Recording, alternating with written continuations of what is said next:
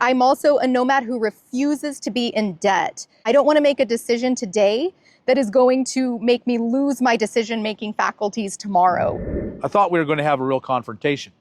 But my intentions were good, and I let her know I was sorry. Hi, everyone. Welcome to the Examine Life Daily. I'm Autumn. I'm Bob. And today we are going to continue sharing the footage we took up in Alaska of Bob and I taking the Myers-Briggs. So for the folks who haven't seen the first video of us taking the Myers-Briggs assessment, you can check it out. It's linked in the description below. And so, Bob, do you want to briefly share what the Myers-Briggs is? Yeah, it's an idea created by Carl Jung, who we are both enormous fans of Carl Jung. And he came up with 16 different personality types, and he put them together in 4 letters of 4 basic categories. And it's really, really interesting. And as you watch this, we're going to do a personality evaluation. I'm going to come across as really weird. And you're going to wonder, is he really that weird? And the answer is yes, I really am that weird. I don't think Bob's that weird. But then again, we have a similar personality type. Yeah. Yes. And in our first video, we give a little bit more background about the Myers-Briggs. So if you're curious about the test itself, check out that first video. There are several reasons we wanted to create this video. And one is because if you take the Myers-Briggs, it can be so helpful in your life, in your relationships, in your marriage, even with your children. It's often used in work environments. So again, check out the first video for a broader scope on what it is. We also thought it might be a fun way to get to know us better because we're answering the questions almost Q&A style, but the question prompts are the Myers-Briggs assessment itself.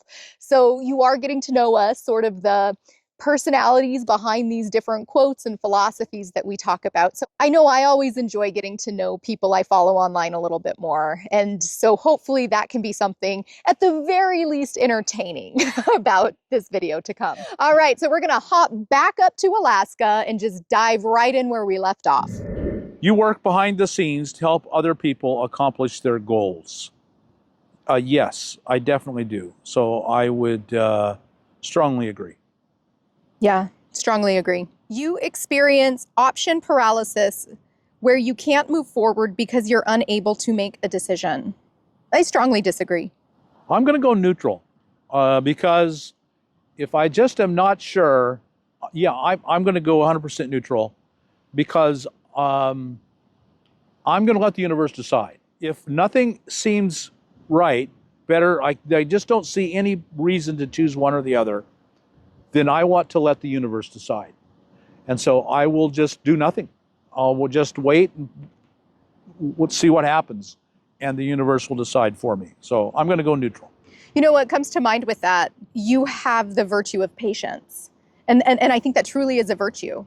And then trust underlying that, like with what you're sharing. I'm impatient, so I can make a decision very fast and very swiftly, but sometimes I make a bad decision, because I haven't given enough time to basically let that decision process through. And this is another reason we work well together, because I'm okay with that. We work together well in making decisions, but if I'm just really neutral, I'm really happy to let you make the decision. Yeah, and it's interesting being a nomad. Sometimes I will get decision fatigue. For the most part, I really enjoy making decisions. I just appreciate it. But sometimes I'm like, Bob, you take this one. You often worry that things will go wrong. Strongly disagree. Things will go wrong all the time, and that's fine. And I'm not going to worry about it. It's just what happens. I'll roll with the punches. And now that's kind of an intellectual statement, but I really believe I've come to a point in my life where I can let that happen. Let it go wrong. And I'm curious how this interacts with you with age, Bob, because what I found, I do worry that things will go wrong. That's my automatic. My automatic sort of response is a situation will arise. I'll see what can go wrong. And then I have to remind myself, oh, I have ultimate faith. It's okay. Like, how has age played into this for you? I think it's really helped in this area. Long periods of time, I have seen that everything is going to be okay. Yeah. And I have a deep knowing and belief and trust and confidence everything's going to be okay. It could go to shit, Yeah. but it's going to be okay. Yeah. Seeing it over and over and over and over again. Yes, that repeated evidence that, oh, I've been to hell. Oh, can I say hell on YouTube? Sure, I just Okay. said go to shit. That repeated evidence of I've been to hell and I came back. And then I went to hell again. And then I came back. Hell and I are old buddies. Right. You know that we've nomaded to hell. I hope I can get to where you're at, Bob, because I'm so glad I have my foundational faith, but I have more anxiety than I would if I had what you're describing. It's time. Yeah. It's that experience. Yeah, that makes sense. Being a leader doesn't really interest you. And this is a super hard one for me. So we started a nonprofit, and I'm perceived as the leader, but I had two other people that were right there all along, and we were kind of co-leaders. And even in this, on our, we're traveling together, and we make decisions about what we're doing and where we're going. I've always thought of myself as a really good second man. And yet, when I need to be the leader, I'm a pretty good leader. Being a leader doesn't really interest you. I don't prefer to be the leader. I prefer what we've got going. Mm-hmm. Final answer, slightly disagree. Yeah, that is a hard one. Here's what I would say. I prefer to be self-led. I have been in positions where, work-wise, where I've been a subordinate, and I actually really did not mind that when I had a leader that I really respected. And it took kind of getting into at least my 30s to really understand what those qualities were. I've also been in upper management, and I've been a director. And so I have been in both roles, and I just really kind of like working like we do, where we're both self-led. We both participate in decisions.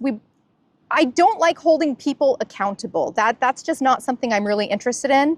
But I do love teaching ideas and concepts, and even counseling there's sort of a guiding quality, but for you to find what's ultimately best for you. So I don't like making decisions for other people. I don't like holding people accountable to compliance at all, because I don't like to comply unless it fits with like what resonates with me and my ethics. So this one is kind of tricky. This often speaks to the alpha beta, that is long known. The alpha is kind of more the domineering, dominant decision maker. The beta is more of the one who's going to support or follow the decision maker. There's this new kind of perspective, the sigma. The sigma really is about the self-led. And that is really what I resonate with. So I don't know how to answer this. Being a leader, if I had to choose lead or not lead, I would choose lead. But I really prefer not to be responsible for others. Collaboration's always better. Collaboration, yes. Sometimes you really wish other people would make decisions rationally rather than relying on their feelings. Well, I've been in a lot of situations where people let their negative feelings make the decision for them, and I wish they wouldn't. And I've been around a lot of people that let their positive feelings make the decisions for them, and I'm glad they did. I'm going to be neutral here because it can go either way. Whatever they're, I'm going to go neutral because I don't know what to do with that. Sure. What comes to mind for me with this one is I do prefer that people would pause and process their emotions to make a rational decision. So I would say I probably strongly agree that I prefer people would make decisions rationally, but that does not discount feelings. Like, I don't want people to have a feeling and react to it. What I hope is that they can have a feeling, learn how to trust it, gather its data, its information, and then make the decision with their thinking. That would be my preference. I would say that's exactly what I would prefer. Yeah. You would describe yourself as artistic or creative. I agree. And I'll tell you why I'm smiling at this one. I would not have described myself that way when I was younger. So this is something that has evolved over time. And I got to share just one of the things that I love so much about this channel is I really, really get to use my cognition. And one of the things that I love so much about the Autumn and Chloe channel is that is a place where I get to be super, super creative in a way that I've never quite been. And I'm really, really enjoying that. So I would say I agree. Yeah, this is a tough one for me, and I would say it has changed over time. As a younger person, I always said I had no artistic talent. And I bet 90% of you are thinking, you have no artistic talent or creativity. But I would say to you, yes, you do. And I would say to myself, yes, I do. Just like you, I found that I do. And so I would say I slightly agree. You finish the housework before you sit down to relax. No. I don't do housework. If I have to, I do housework. You know, there's got to be a certain degree of order, and I've got to maintain that. But I'm certainly acceptable with a certain degree of disorder. So I'm going to strongly disagree. For me, I strongly agree. It Yeah. reminds me of a book that Bob and I are reading at the same time because we want to do a video on it about the hunter-gatherer. Yeah. It makes sense that the hunter, housework, not so necessary. For the gatherer, it's like, I can't actually function until sort of things in my environment are okay. So I strongly agree with that. Yeah. You really enjoy a good debate. Oh man, this is, I don't know. No, the word debate there adds a connotation to me that I find negative. So I don't know what they mean by debate, and I'm the only one who can apply a meaning to it. And I'm going to apply the meaning for myself. No, I enjoy a good discussion, but not a debate. So I'm going to say I slightly disagree. If I'm listening to something where two people have opposing ideas, if they respectfully focus on ideas, I can really enjoy that. And I think that's that discussion quality. Exactly. And I'll learn, and maybe I'll even change my mind, which I think is kind of the idea for folks engaging is like, how do I influence? If there's ever tactics of hierarchy and power that stray from the ideas themselves, it puts me off and I'll turn it off just immediately. So I don't enjoy power games. And I think that is almost inherent in debate. Yes, to me, that's how it feels to me. Yeah, so I'm gonna say that I mildly disagree. Yeah, that's what I said. You like to blend in and prefer not to draw attention to yourself. I mildly disagree. It all depends on context. I mean, I'm on YouTube. I enjoy performance and public speaking. It's something kind of maybe archetypally a part of me, so that draws attention. Overall, if I look at my behaviors, I would say I slightly disagree. If I'm really completely honest, I do like the attention that YouTube gives me. I'm going to say mildly disagree. You can be moody. No. I've come to a point in my life, again, I can divide my life in half, and for the majority of my life, I would say yes, negatively moody. Today, I would say I strongly disagree. That is not who I am today. I have got it's kind of rare for me to be in a negative mood of almost any kind. So I'm going to strongly disagree. Yeah. I strongly disagree for myself as well, which has changed with age. I think one of the things that is exciting and I'm really thrilled to share more about on this channel is just such a huge body of my life's work has been understanding emotions and pairing emotion with logic. So if I find myself in a mood, I look at it, I interpret its meaning, and then that helps me to actually be less moody. But I'm pretty emotionally stable, I would say. And then if I'm not, I've told Bob a few times, I've been real grumpy, so I just go lock myself up in the van. And I don't see it at all. I do not see it. I just figure that's unpleasant to be around. Chloe, she loves me unconditionally. I've never seen you grumpy. Really? No. Have I not shown it? Not to me. And I give you space. Yes. Actually, you know what? That really helps, I think, because if I didn't have the space and I wanted to conceal my grumpiness, because I don't want to just let that out uncontained, then I would have to work a lot harder and it would take me longer to recover. Yeah. So the space helps. Thank you. Yeah. You become impatient with people who aren't working efficiently. The first 2/3 of my life, extremely agree. Confession time. Driving down the road, people who don't drive efficiently, I'm very impatient. I'm extremely impatient. I'm working hard on that, very slowly. So in complete honesty, now this is the only area of my life anymore that it's left, because this has been my whole life, 100% of my life. That's the only area of my life, I think, where it's any kind of a big issue, and it is kind of a big issue. I'm going to have to say I mildly agree. You've been helpful. I was going to say that. But big confession time. You've been very helpful. I have to work on it. And okay, so what we mean by that is I typically lead our caravan of two, and I sightsee and I go slow, and I'll slow down a lot. And it's funny because I didn't know Bob struggled with this initially until he told me, and then I thought, oh, you're getting a lot of practice.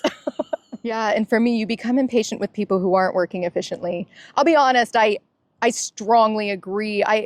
Patience is not a virtue that I have. It's something that I could really stand to increase in my life as a whole. That's been consistent throughout my life. As a young child, I was very impatient. I've gotten a lot better with age. But yeah, I agree. I really like efficiency. Sometimes I'll even lose sight of the bigger picture because I'm so interested in short-term efficiency. So I have to check myself and zoom out and, really see, okay, what's the ultimate value here? It's not always efficiency, but I have to remind myself that. Yeah. You tend to leave things until the last minute. I disagree. I would say I strongly disagree, although again, I have had to learn a new set of skills working on YouTube as a whole. Having repeated, regular, consistent deadlines, sometimes I just can't keep up and I've not learned how to manage time. However, it's very much an intention of mine to learn how to do that so that I don't have to leave things to the last minute. Now at 70, I would strongly agree. I have lost a lot of focus and drive. And so I find most things coming up at the last minute and struggling to get it done. So, and I do think that is age related, although I would always agree with this because that's my personality, I think. But with adding on age on top of that, and it's just become amplified. I strongly agree. Okay, sometimes you wonder if there's an afterlife. Never. In my life, I have wondered, but in the last 30 years, never wondered in any way, shape, or form. I strongly disagree. I love pondering the nature of a reality and what that might mean, but I actually feel so firm and calm and confident in my faith that I actually don't give it a ton of thought at this point in time. So I guess I would say I'm neutral, because it's a curious question, right? But I know what I believe. You would rather be surrounded by other people than to be alone. Strongly disagree. Strongly disagree. The caveat, I do love people. A lot of times folks will think introverts don't like people. I love people.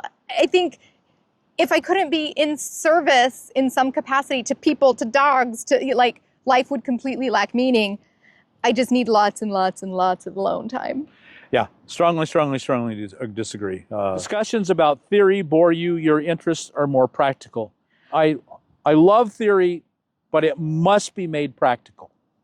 What's the answer? You're pragmatic. I love theory. Yeah. I love them both. So I'm going to have to maybe strongly disagree because I love theory. Yeah, I strongly disagree. I love theory so much. For me, if it's a theory that doesn't have some kind of beneficial impact in our life, that I just may not gravitate toward. I love theory, and really even abstract theory, where it can seem like a leap from theory to application. But I always have to find the application for it to hold my interest. Yes, absolutely. Yeah. Theory alone is of almost no value. Yeah. You find it easy to see things from other people's perspective, even when their lives have been completely different from yours. Agree, strongly agree. Yeah, I would strongly agree. You prefer to leave your options open for as long as you can. Absolutely, strongly agree. I would agree. I would say that's a foundational reason I'm a nomad. The nomad life, one, it allows endless options of location, but I'm also a nomad who refuses to be in debt. Through the nomadic life, I got out of debt, and I will not purchase a vehicle that I can't own free and clear for the sole reason that I want to leave my options open. I don't want to make a decision today that is going to make me lose my decision-making faculties tomorrow. So being debt-free, well, besides student loans, those are big, but so being mostly debt-free has really allowed for open options. And society backs you into a corner and almost forces you to student loans. Oh yeah, very much. Usually you don't look back and wonder if you made the wrong decision. I agree. I will sometimes. I think this is where examination is helpful to see what was the cause and effect here and how can this inform my learning for making future decisions. I think that's useful, but I don't dwell in regret. I tend not to look back. I think that's true. I would say that's true. Yeah, I would mildly agree. After a long and stressful week, you love to let your hair down and socialize. Totally disagree. Yeah, no. Disagree completely. Yeah, no. That's not even a discussion. Right. Art galleries and museums can be fascinating. I mildly agree. I do enjoy them. I can get captivated by certain things, but I actually don't tend to go to them very much. I'm usually into books, kind of like theory in books. Yeah, I agree 100% with you, and I'm going to mildly disagree. Other people's emotions often confuse you. I think I'll strongly disagree. Not that I'm confused. I can almost always relate an experience in my life to what someone is going through. It's rare that I can't. Yeah. Same. I strongly disagree. I think our emotions always make sense. In fact, one of the roles that I had as a therapist is people would come in because their emotions would confuse them. And then oftentimes they would feel shame about the emotions they had and the confusion they felt. But 100% of the time, an emotion can make sense. Even if it can lead you astray, but the emotion is always rooted in reason, always. You have a to-do list for each day. I agree. Strongly disagree. I don't have a to-do list for any day. It's got to be a pretty busy day before I have a to-do list. You're confident most of the time. I would strongly agree with that. Yeah, I'm mostly confident. And even if I know it's an area of my weakness and it may not go well, I'm confident at least that it'll be okay. Yeah, it speaks to the importance of having a really strong connection to a higher power. Yeah, it does. Yeah. I don't have to rely on my abilities. Yeah. My abilities may be weak, and I may not do this very well. Yeah. That's a distinct possibility. But I know it can all work out to be okay. Yes. I would say my answer is that I strongly agree as well. And the way I think of it is, as I've gotten older, and again, with so much just kind of self-exploration, I know my strengths and my weaknesses. So in the weirdest way, knowing my weaknesses gives me confidence, because then I know when I need to reach out and turn to somebody because I know what my weaknesses are. And so in a very almost like self-human focus, I feel confident. But that faith piece is, I think, almost the foundational confidence that can be so helpful. Like terrible things can happen and we can still be okay. Also for me, I have confidence in my intentions. They will almost always be good. Mm-hmm. Now, sometimes they may not be, but that's, Mm-hmm. for me, that's rare. Mm-hmm. My intention is for this to be a good thing. Yeah. And if I don't do it very well, then that's just a weakness and flaw in me. Mm-hmm. But my intentions are good.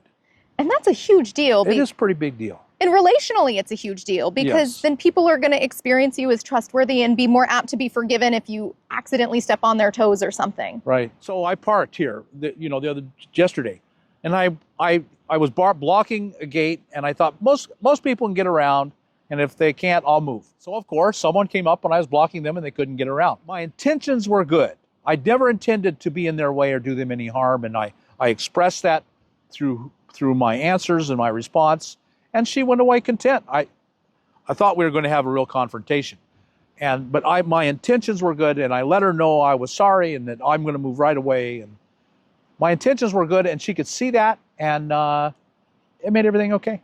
Really, you could see this lady soften. I think she probably was getting ready to be aggressive to say move, and Bob was just like, oh, I'll move. And you just saw her soften. You hate talking on the phone.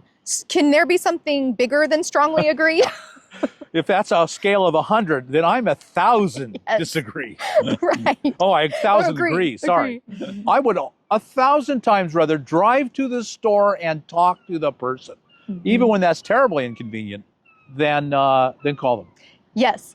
And I'll be okay with Zoom. Like being up here in Alaska, I have several good friends in Arizona and we've Zoomed a number of times, but I'm able to see them. It puts together a picture that it just doesn't work if I don't have the full picture. Yeah.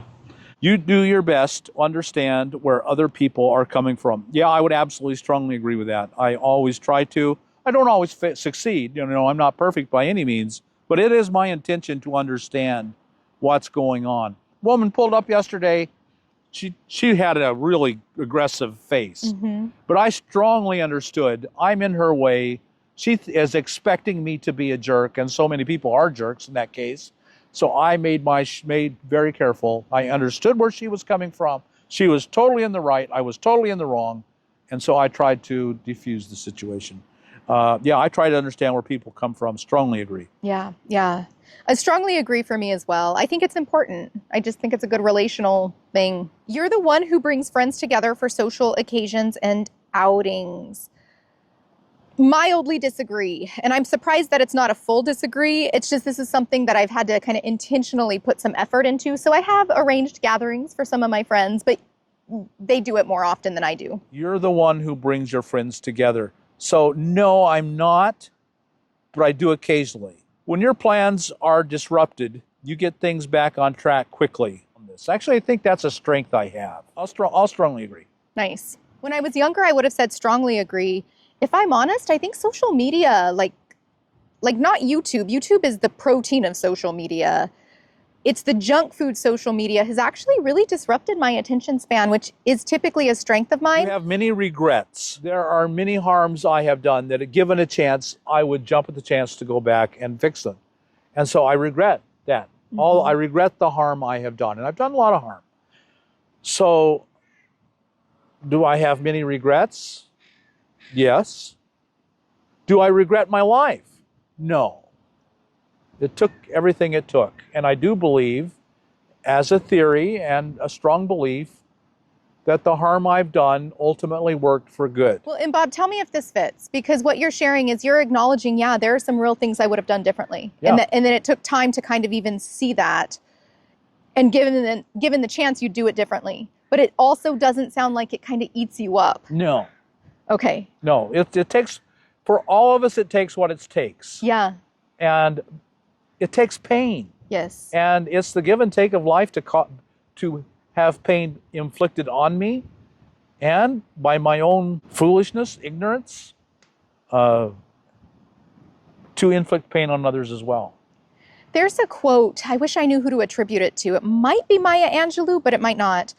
And it says, we're always doing the best we can, and then once we know better, we do better. And so I love that, because it's like, it gives us the grace of, we are here learning this one heck of a ride of a human existence, and we can always grow. It holds room for both. I don't have many regrets. The few I have, I've come to terms with, and I would do things differently, but they don't haunt me. In fact, if anything, I've really, really dedicated my life to stepping in where I wish I would have made a different decision. So because I made a decision that in a way ultimately didn't protect other people, I ended up dedicating myself to the justice system. And as a result, at least that was almost like my amends for a regret that I have. And so I would say that overall, I disagree, even though I appreciate how you phrased, yeah, there's regrets there. It's not that they're not there. What else can you do? Right. You can beat yourself up for the rest of your life, but that doesn't, who gains by that? Right. All right, you guys, we figured that close to 20 minutes is probably about a good amount of footage to share in one setting. So I know we haven't yet revealed the outcome of our personality type yet. That will come in the next video. If you haven't taken the assessment, I put a free version, a $1.99 version, and then the really fancy expensive version, all linked below. So you can take a free version. And if you haven't already, do share what your type is. We have seen a fascinating theme. We have a lot of particular personality types at this channel, which just makes sense because some of these personality types just love introspection and philosophy and all of those kind of things. So we hope you got something out of this little video. If you did, then like us on YouTube, subscribe to the channel, hit that thumbs up button. Hit it a lot of times. Beat the crap out of that thing. And tell a friend that there's this channel that you enjoy, and share it with them, and maybe they'll come and find some value in it as well. So we'll see you on the next video.